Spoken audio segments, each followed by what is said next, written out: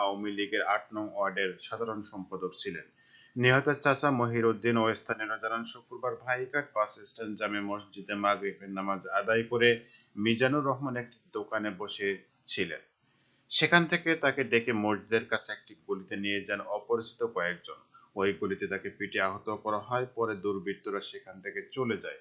এরপর স্থানীয়রা মিজানুর রহমানকে উদ্ধার করে স্থানীয় উপজেলা স্বাস্থ্য কমপ্লেক্সে নিয়ে যায়। সেখানে তার অবস্থান অবনতি হলে উন্নত চিকিৎসার জন্য টাঙ্গাইল জেনারেল হাসপাতালে রেফার করা হয়। টাঙ্গাইল নেওয়ার পথে তার মৃত্যু হয়। সাতক্ষীরা সদর হাসপাতালের জরুরি বিভাগে ভাঙচুর ও হামলার ঘটনা ঘটেছে শনিবার সকাল 10টা সাড়ে 10টার দিকে এই ঘটনা ঘটে। এ সময় হাসপাতালে কর্মরত চিকিৎসক ও স্টাফদের মারধর করা হয় বলে অভিযোগ উঠেছে। হাসপাতাল সূত্র জানায়, শাহিনুর নামে এক রোগীর মাথায় আঘাত নিয়ে জরুরি বিভাগে আসেন। প্রাথমিক চিকিৎসার পর তাকে ইনডোরে পাঠানো হয়। সেখানে দায়িত্বপ্রাপ্ত চিকিৎসক